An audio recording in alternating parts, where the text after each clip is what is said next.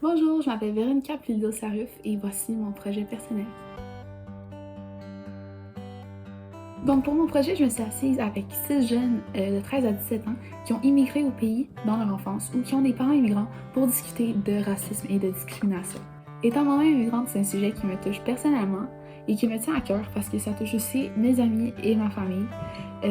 Et c'est aussi un sujet qui n'est pas assez discuté à mon avis. Avant de commencer, j'aimerais juste remercier toutes les personnes qui ont été impliquées dans mon projet. Donc merci à Mariana, Isabella, Philippe, Fanilo, Luis, Luca et Dunia d'avoir répondu à mes questions. Et merci à Noémie aussi de m'avoir aidé à filmer. Donc sans plus tarder, voici mon projet.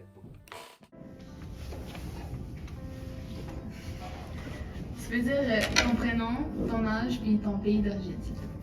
Hola, me llamo Isabela, tengo 13 años y vengo de Colombia. Bonjour, je m'appelle Fanilo, j'ai 16 ans, puis je suis originaire de Madagascar.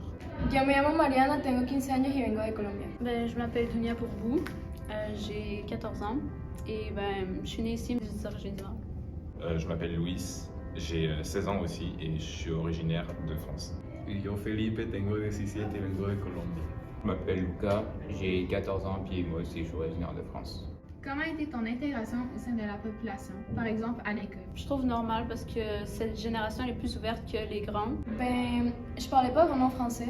Donc généralement, moi, mon intégration, ça s'est quand même bien passé. Alors ça a pris comme 3 mois avant que j'apprenne le français, donc je m'entendais pas vraiment avec les enfants. Je suis arrivé en 2013 à Montréal, puis je parlais pas encore très bien français. Mais vu que j'étais encore jeune, j'ai appris à l'école, puis ça s'est bien passé. Moi, ma première école maternelle, je parlais pas français. Mon intégration s'est quand même bien passée, même si j'avais des appréhensions par rapport au racisme ici, où j'avais eu des échos, surtout en France. J'ai commencé à parler français après 2 semaines. Mais finalement, quand je suis arrivé l'année dernière, c'était juste des rumeurs et finalement on m'a très bien accueilli et j'ai passé une excellente année. Puis là encore aujourd'hui. Moi, j'étais très gêné donc je parlais pas français. Moi, mon intégration a été un peu plus compliquée Donc j'étais à part des autres.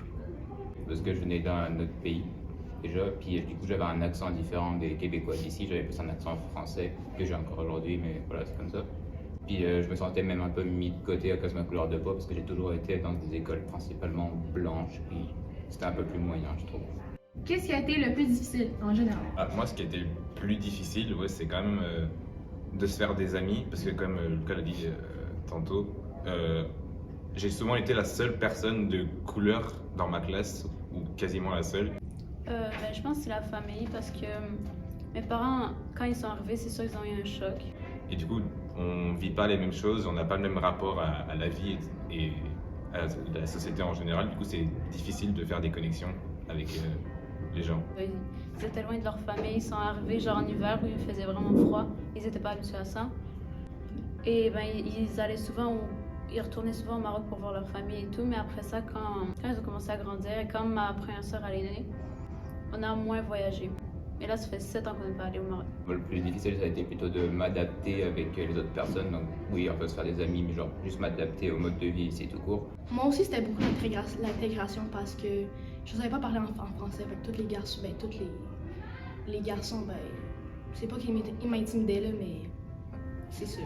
Genre juste déjà avec la neige qu'il n'y avait pas en France. Puis déjà, j'ai une mère noire puis un père blanc, puis avec une culture noire aussi. Et ça a été compliqué de s'adapter à elle avec la culture blanche en même temps. Fait que ça a été un peu compliqué tout ça. Moi, c'était le français parce que je comprenais pas ce qu'il disait donc j'étais un peu perdu. Moi aussi, ça a été de faire des amis, d'agrandir mon cercle, parce que, comme les dictons le dit, montrez-moi vos amis, je te dirai qui tu es. So, j'ai vraiment de la difficulté à trouver des personnes qui me ressemblaient puis qui avaient vécu les mêmes situations que moi au départ. Selon moi, c'était l'intégration. Parce que c'est 2 cultures différentes, genre la culture québécoise puis la culture colombienne. Quel commentaire fait à ton égard t'a le plus marqué et quel âge avais-tu lorsque c'est survenu? Je pense que c'est assez classique pour les personnes de couleur, même si je suis pas 100% noir, j'ai quand même été traité le N-word. Moi, c'est les stéréotypes que tout le monde pense, comme que les Colombiens, c'est des vendeurs de drogue ou genre des dangereux. Quand j'avais à peu près 9-10 ans, je sais plus, j'étais à l'école primaire, puis voilà, juste un enfant, peut-être qu'il savait même pas ce que ça voulait dire ou pas, puis il m'a dit ça comme ça. Genre, c'est toujours la même chose. Fait que voilà, je pense que ça a été ça quand même qui m'a touché le plus. Moi, c'était Retourne dans ton pays l'année passée. Moi aussi, c'était ça, mais quand j'étais jeune. Moi, ça a été à l'école primaire, dans un cours d'art plastique. Il fallait qu'on dessine des membres de notre famille, puis notre entourage. Puis vu que la majorité des personnes au Saguenay-Lac-Saint-Jean, ils sont blancs, ben du coup, j'étais le seul qui avait genre des personnes de couleur dans sa famille. Ben, peut-être que des gens m'ont déjà insulté, mais moi je les ignore parce que c'est comme ça que mes parents m'ont élevé. De toujours ignorer pour pas, genre, avoir de la peine. Donc oui, le commentaire qui m'a été dit à ce moment-là, c'était Yo, tes parents, ils ont pas les mêmes cheveux que nous, pourquoi ils ont pas la même couleur que nous, est-ce que c'est des humains? Puis genre, ça m'a touché, j'ai pleuré. Moi, en France surtout, et un peu moins ici, mais quand même, ça s'est fait. On me considérait beaucoup comme une personne de maghrébine, arabe. Et en France, il y a beaucoup de racisme. Le racisme systémique envers les personnes maghrébines est quand même très important. Et du coup, des sales arabes, va manger du couscous. C'est drôle, mais enfin, sur le moment, c'était pas si drôle. Puis, ouais, beaucoup de. Est-ce que tu vas exploser, des trucs comme ça. Sur le moment, ça blesse, tu vois. Et, ouais, Y a-t-il une différence entre la manière dont tu es traité et celle dont tes parents le sont? Donc, comment les gens les traitent-ils comparé à toi? Ben moi, à première vue, j'ai pas vraiment l'air d'une immigrante. Ben genre, oui, mais vraiment moins que comme eux. Puis les gens, quand ils savent pas que genre je viens d'un autre pays, ils me traitent comme normal. Mais quand ils l'apprennent, genre ça, on voit genre que l'attitude elle change. Ben, je trouve qu'ils sont définitivement différemment traités parce que je trouve que les adultes ou la génération antérieure sont plus fermés. Mais mes parents, genre, exemple, quand on va dans des restos, genre les gens qui servent, on dirait qu'ils font exprès pour pas les comprendre à cause de leur accent parce qu'eux, ils ont vraiment un accent genre marqué. Fait que, genre, les gens, ils jugent vraiment mes parents à cause de ça. Ma mère, elle porte le voile, les gens la dévisagent souvent à cause de ça. Ouais, moi aussi, c'est à cause de. Ben, mes parents, ils ont de la difficulté à parler. Ben, ils parlent français, mais tu sais, avec un accent. Là. Ils se sont traités différemment à cause de leur pays d'origine. Des fois, ça paraissait pas qu'ils étaient genre immigrants, mais quand les gens ils voyaient leur nom, ils comprenaient qu'ils venaient pas d'ici et commençaient à les traiter différemment. Donc oui, j'ai pu remarquer une différence dans comment moi j'ai été traité comparé à mes parents. Pour quelle raison? Je dirais que c'est parce que eux, ils ont grandi dans une différente culture, puis moi j'ai quand même réussi à grandir dans cette culture-là et à mieux m'intégrer. Ben, mettons, comme Mariana a dit, là, dans les restaurants aussi, c'est pas très clair qu'est-ce qu'ils disent des fois, mais moi je trouve que c'est clair. Ben, tu sais, parfois c'est clair, puis on dirait qu'ils font vraiment exprès pour pas comprendre, juste parce que, tu sais, ils ont envie d'être méchants, genre. Moi, ça m'est plutôt arrivé de constater cette différence avec mon père, qui est de couleur de peau blanche. Comme ils ont dit, ben, comme nous on a appris à parler le français plus vite et plus clairement, bah eux, ben, ça fait qu'ils dévisagent plus eux que nous. Et quand on partait, genre, tous les trois marcher dans la rue, c'était deux fils métissés avec un père blanc. Et du coup, ça a suscité beaucoup de regards, de questions et d'incompréhension. C'est un peu un regard de mépris. Ça peut blesser sur le moment si tu te laisses marcher dessus. Du coup, comme je suis son frère, on a à peu près les mêmes histoires, mais moi, ça aurait été plutôt avec notre mère aussi qui est noire et notre père qui est blanc. Et donc, quand par exemple on était genre tous les quatre en famille qui sortaient, je pouvais facilement voir que certaines personnes blanches traitaient mieux notre père, genre juste la façon dont ils la regardaient, dont ils leur parlaient, que notre mère étant d'une autre race et donc noire. Et nous aussi qui étaient mis dans la même case que notre mère. Et donc, c'est sûr que c'est compliqué à voir qu'il y a des gens qui peuvent traiter ton père mieux que ta mère juste à cause de la couleur de peau. Les risques d'anxiété et de dépression sont 2 fois plus élevés chez les enfants affectés par le racisme. Sens-tu que ton expérience avec les commentaires négatifs et la discrimination a affecté ta santé mentale? Non. Je pense pas que ça a affecté ma santé mentale. Je dirais que oui, ça a affecté ma santé mentale. En ce moment, non. Donc moi je dirais oui et non. Pas moi. Moi, ça peut être triste à dire, mais j'ai un peu toujours été seul, mais pas forcément que à cause de ma différence de couleur de peau, juste parce que je réfléchis différemment et que je suis quelqu'un d'assez différent de base. Parce que je suis pas un gars qui est souvent stressé dans la vie, donc je m'en foutais un peu, mais c'est ça. Des fois, admettons, quand quelqu'un me blesse à cause de mes origines ou de quoi, mes parents m'encouragent toujours et me disent de l'ignorer. C'est sûr que je me sens différente des autres, genre, qui sont nés ici et tout. J'ai l'impression que je dois être meilleure, que je dois faire plus de preuves, parce que je suis pas comme eux. Ben, pas forcément avoir d'amis, parce que j'ai souvent été dans des écoles que blanches, c'est la première fois que dans une école avec plus d'immigrés. Puis juste pas avoir d'amis de ma couleur de peau et donc être mis à l'égard par les autres personnes, genre, que ce soit de mon enfance jusqu'à mon adolescence récente, j'ai toujours été mis plus de côté, fait que je me sentais plus seul, toujours mis à l'écart des autres, fait que oui, ça m'a affecté mentalement, et de se sentir seul.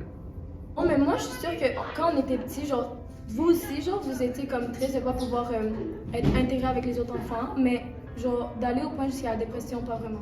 Oui, dans l'enfance, peut-être que j'en ai vécu un peu, mais je m'en souviens plus maintenant parce que j'étais nouveau, j'étais différent, j'étais tout seul, les gens venaient pas forcément vers moi. Donc j'étais obligé d'aller vers les autres, mais du coup, ça a forgé aussi mon caractère. Maintenant, je suis une personne beaucoup plus sociable, beaucoup plus ouverte.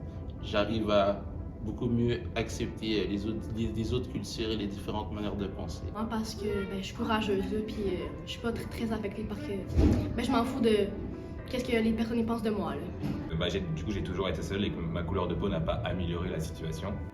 Mais la solitude n'a pas vraiment affecté ma santé mentale parce que j'y ai vécu très jeune et je me suis habitué très très vite.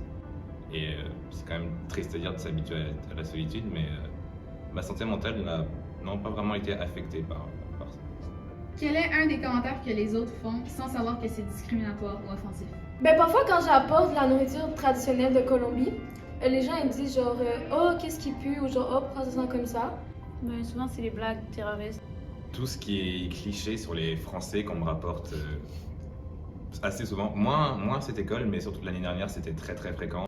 Mais je pense pas vraiment que c'est comme méchant, mais c'est comme un peu méchant, oui. Admettons, quand ils vont dire qu'il y a quelque chose de terroriste qui s'est passé, ils vont dire ah, c'est les musulmans ou c'est les arabes ou les Africains qui ont fait ça. Le français par-ci, le français par-là, tu manges du fromage, enfin tous les clichés bien profonds du français qu'on m'a rapporté genre tous les jours pendant un an. Et moi, c'est quand je rentre au DEP avec des amis, ou juste moi tout court, les travailleurs ils me regardent croche parce que je sais pas, peut-être qu'ils pensent que je vais voler. Voilà.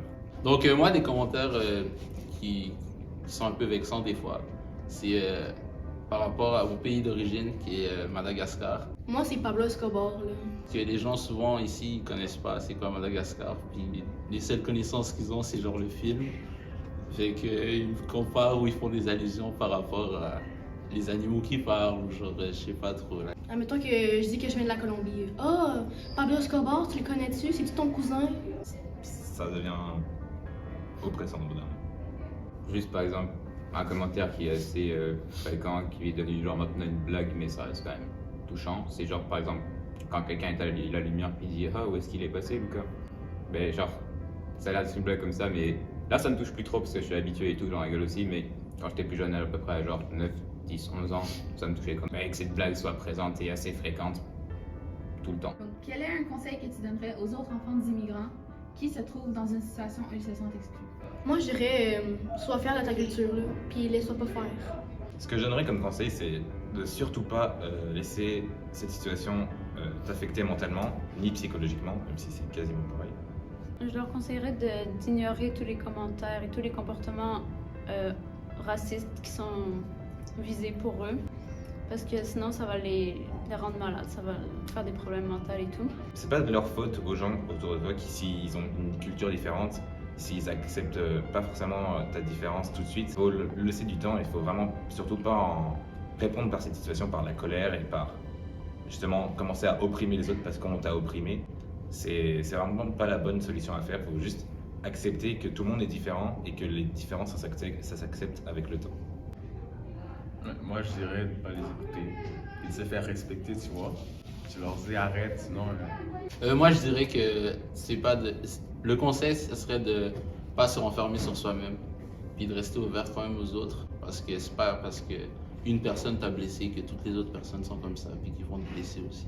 Je dirais pas mal la même chose que ces deux-là, comme pas se laisser affecter par les commentaires des autres, puis se faire respecter aussi.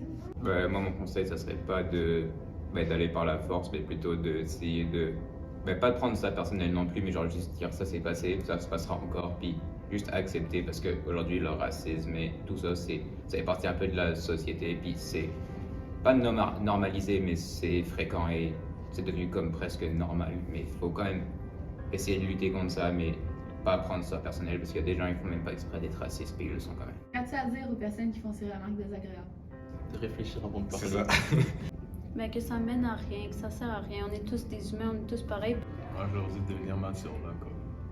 Fais-toi une vie, là. T'as pas dit à venir nous insulter, là. Faire plus attention à ce qu'ils disent.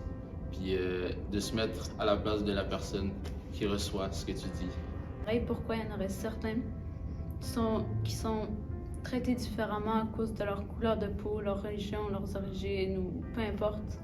Prendre en considération qui est la personne à qui tu t'adresses, réfléchir plusieurs fois avant de parler, puis t'assurer que tes propos ne le blessera pas ou le moins possible. Moi, ce que j'aurais à dire, c'est ben oui, se mettre à la place de la personne à qui tu le dis.